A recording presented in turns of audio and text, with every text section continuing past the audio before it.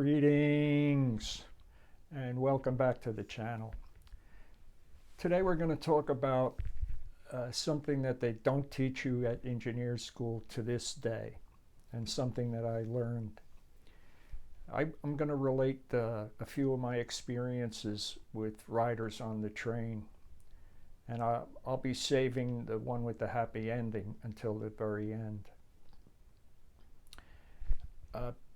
Before I do, I want to tell you about the one night in Oak Island Yard in Newark, New Jersey on Conrail, and it was at night, and I got off the engine and for some reason, and out of the dark came this young guy, startled me, and and with him was a young woman and a boy about 12 years old and a dog.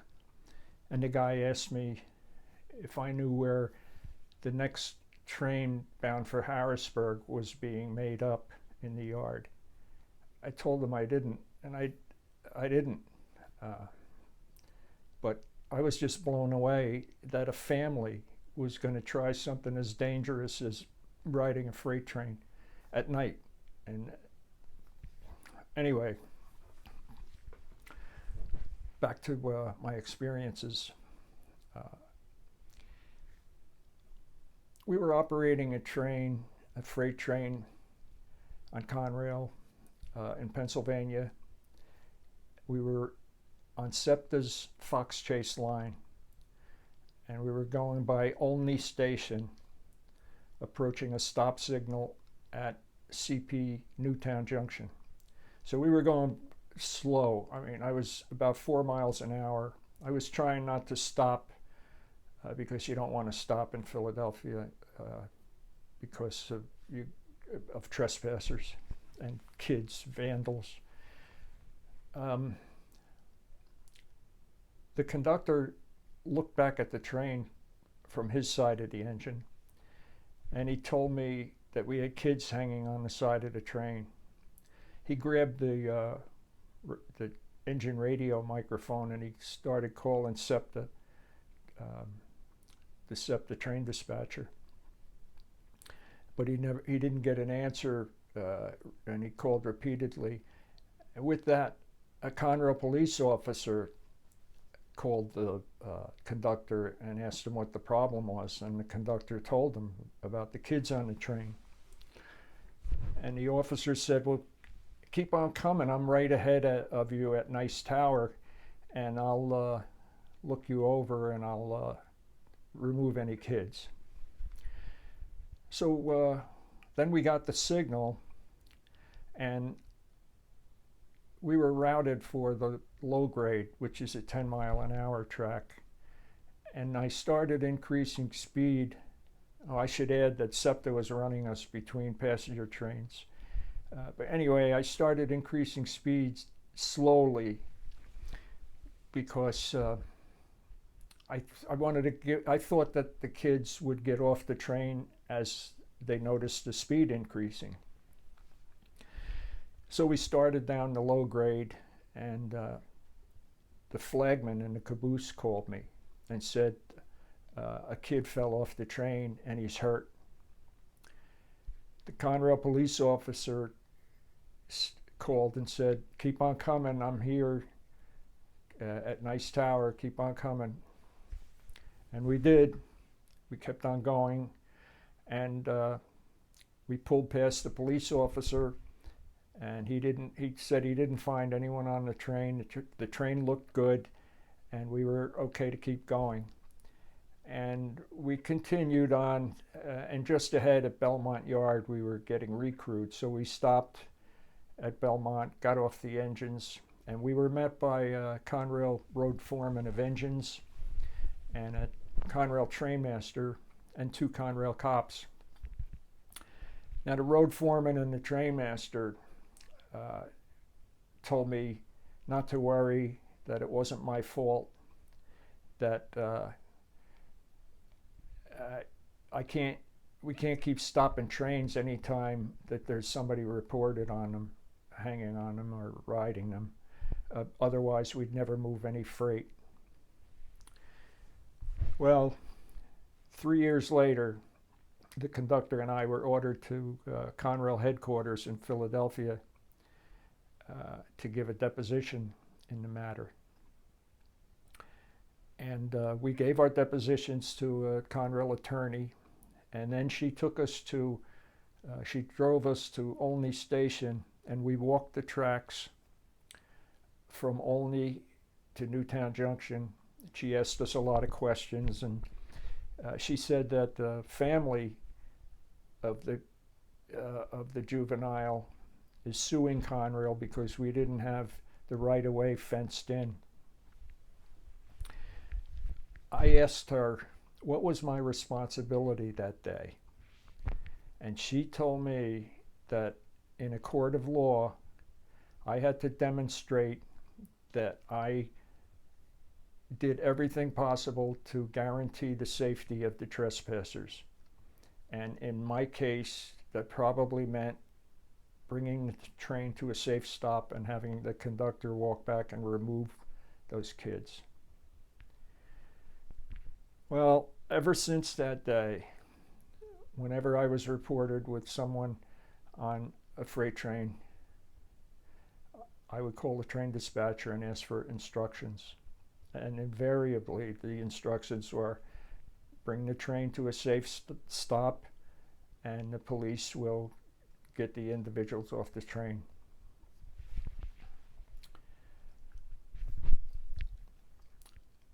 Another incident was leaving Oak Island Yard in Newark, New Jersey, bound for Philadelphia, with work en route at Woodburn Yard, Pennsylvania, which connects to Morrisville Yard.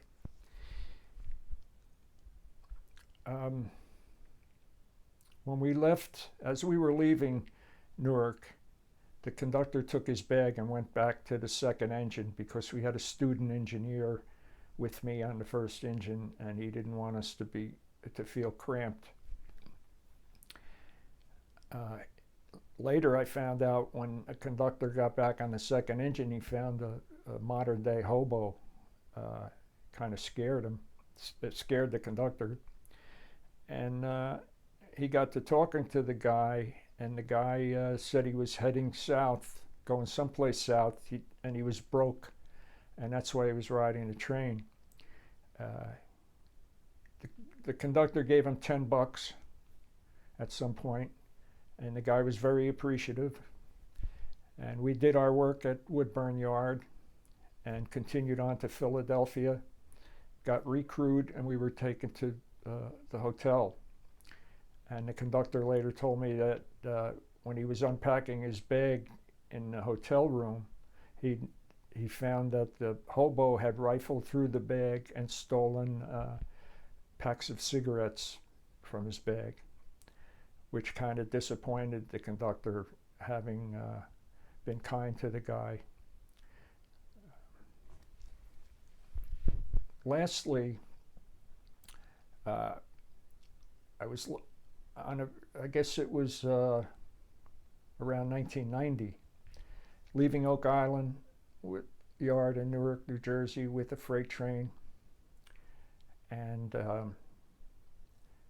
we approached Cranford, New Jersey, CP Aldine. A stop signal was displayed. So I was approaching the signal slowly, trying to avoid stopping, and then we got the signal. So we proceeded. I accelerated to 50 miles per hour, and we continued on our trip, and next stop was Woodburn Yard. The conductor set the cars out off the head end of our train, and then we coupled back up to the train, and the conductor walked ahead, and he came in the engine door with a 14-year-old boy,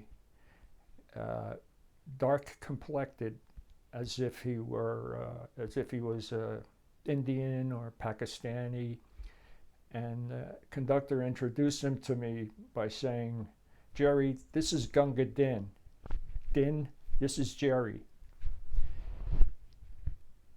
The kid, it turns out, he lived in Roselle Park, and when we were going by him slowly approaching Cranford, he hopped the train.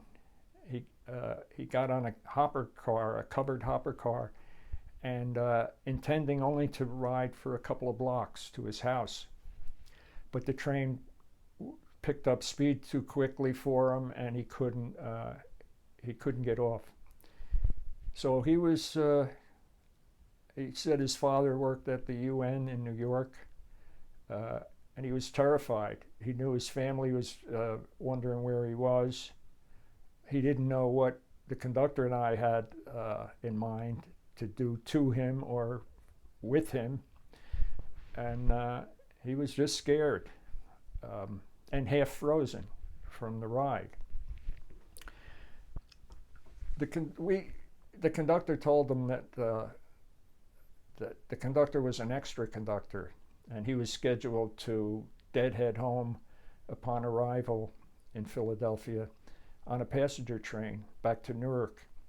And he told the kid when they got to 30th Street Station, they would call his parents and tell them what happened and tell them what time to meet the passenger train at Penn Station in Newark, and so that they could take the kid home. And that's exactly what happened. Everything worked out. Anyway, that's just some more of my experiences, and I hope you enjoyed them. And take care, and don't forget to put some sand down.